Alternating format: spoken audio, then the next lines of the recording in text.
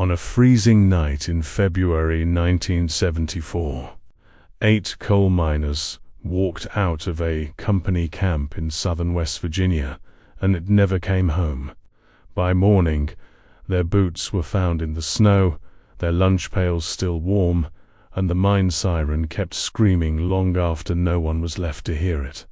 Whatever happened that night was not an accident, but no one was ready to say that out loud. If you have the courage to hear this story, leave a like and subscribe to the channel.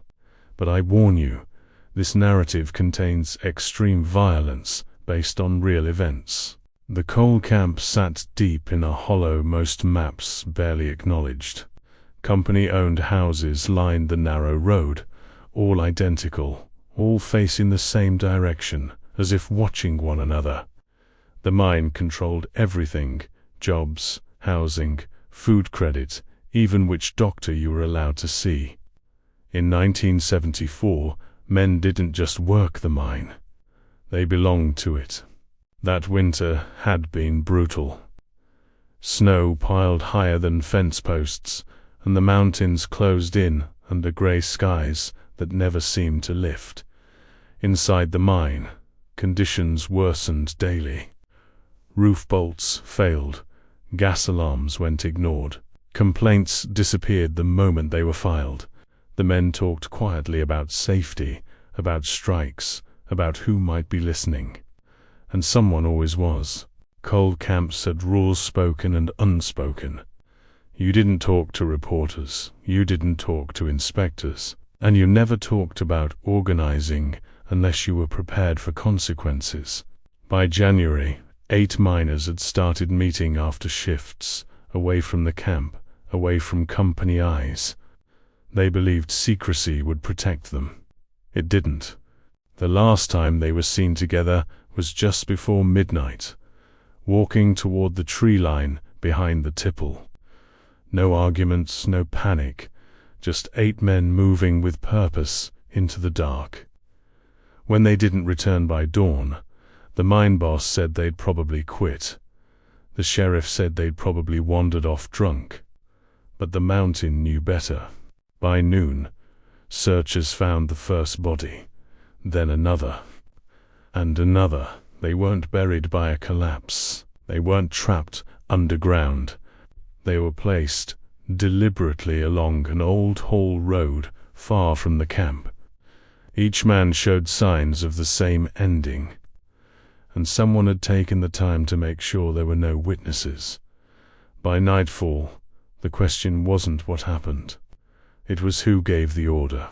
By the second day, the camp was silent in a way that frightened even the oldest miners. Curtains stayed drawn. Doors stayed locked. No one gathered on porches. Wives whispered to their children to stay inside. Everyone knew 8 men were dead, but no one knew how much they were allowed to know. The bodies told a careful story. No mining injuries, no blast trauma, no collapse wounds. Each miner showed signs of restraint before death: bruises on wrists, marks around the neck. Some had coal dust in their mouths, as if forced to breathe it. This wasn't rage, it was procedure. The sheriff called it a workplace dispute gone wrong.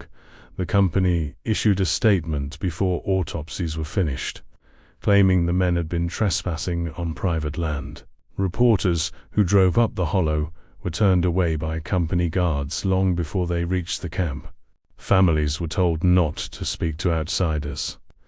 Benefits would be delayed, housing leases would be reviewed. In a coal camp, silence wasn't enforced with guns, it was enforced with paperwork, eviction notices, and hunger. And everyone understood the message. What unsettled investigators most wasn't what they found, it was what they didn't. No footprints leading away, no tire tracks, no signs of a struggle near the camp. Whoever took the men knew exactly where to meet them, where to move them, and where to leave them. This wasn't done by strangers, it was done by people who knew the terrain and the routine. Pocket. It listed names, 8 of them. the same 8 who were now dead. At the bottom, written in pencil, were 2 words that changed everything. Union meeting. That paper vanished from evidence within hours. By the end of the week, federal inspectors arrived, stayed less than a day, and left without comment. The mine reopened. Shifts resumed. The sirens sounded again. Men went back underground knowing that whatever line had been crossed was still there, just invisible. And one question began circulating quietly, never written down, never spoken loudly. If 8 miners were eliminated for talking, who decided they couldn't be allowed to finish? The investigation stalled, not because of missing evidence, but because of too much cooperation from the wrong places. The company opened its files willingly. Timesheets, shift logs, housing records. Everything was neatly organized except the hours between 11:40 p.m. and 2:10 a.m. That window was simply marked inactive operations. One miner's wife broke first, not publicly, not to police. She told a preacher she trusted that her husband had been warned days earlier. Stop asking questions, a supervisor had told him. Some problems don't belong to workers. He laughed it off at the time. Now she replayed those words every night. A retired foreman quietly admitted something worse. On the night the men vanished, a private security truck was seen near the hall, road unusual for that hour. The guards weren't deputies, they weren't state police.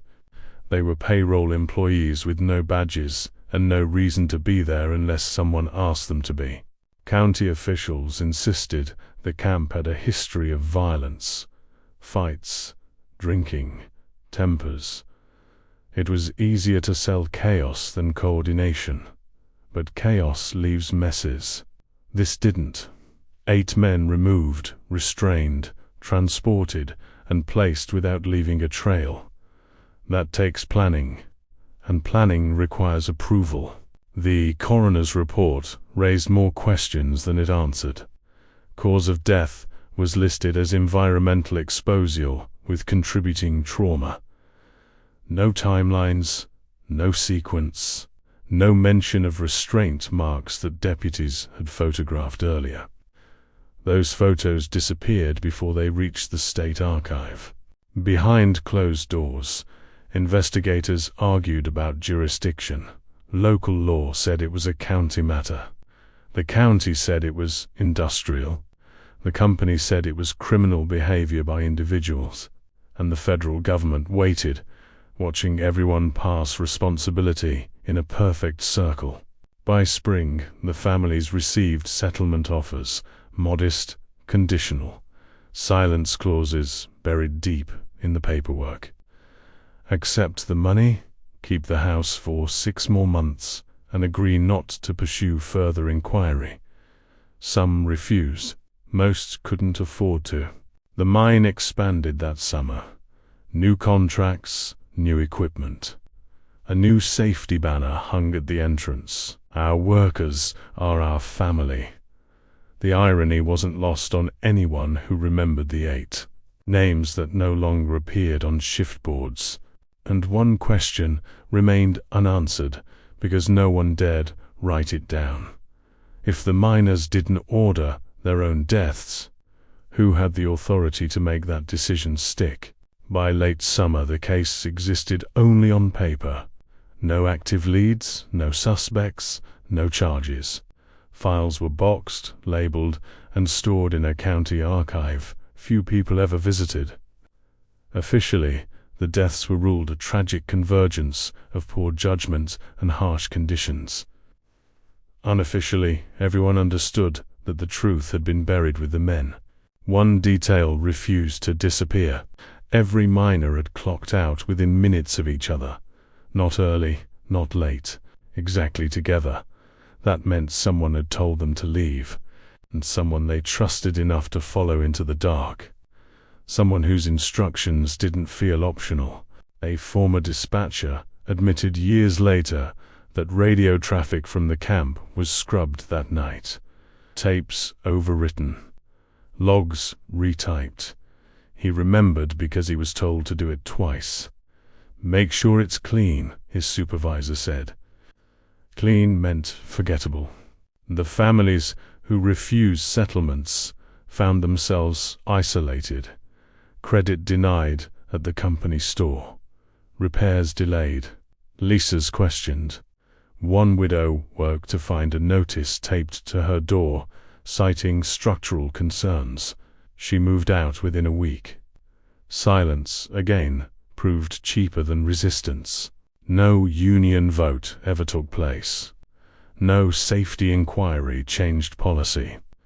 The mine continued operating for another decade without major incident. When it finally closed, it did so quietly, leaving behind empty houses and an overgrown road where 8 men at last walked together. People who grew up there remember being warned. Don't ask about 1974. Don't bring it up near company men. Don't teach your kids the names.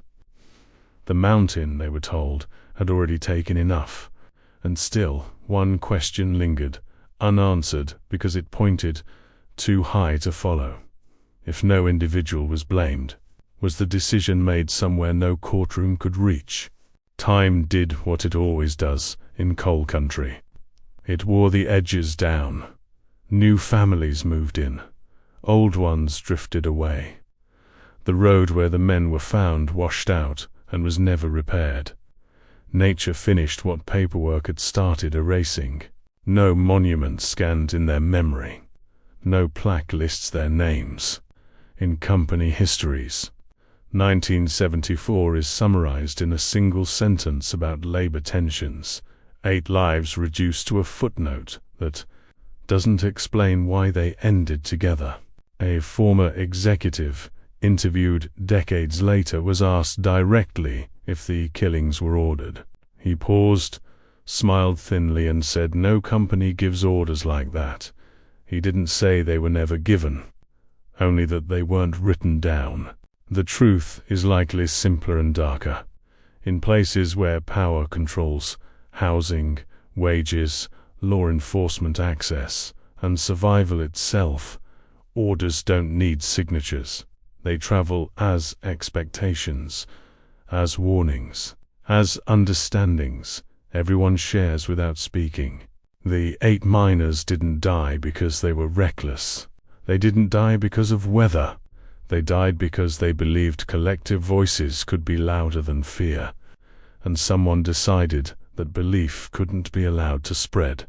The West Virginia coal camp massacre of 1974 was never solved because solving it would have required admitting that justice sometimes stops where profit begins, that silence can be enforced without guns, and that entire communities can be trained to look away. If this story made you question how power operates in forgotten places, leave a like and subscribe to the channel. Some histories aren't hidden by accident, they're buried on purpose.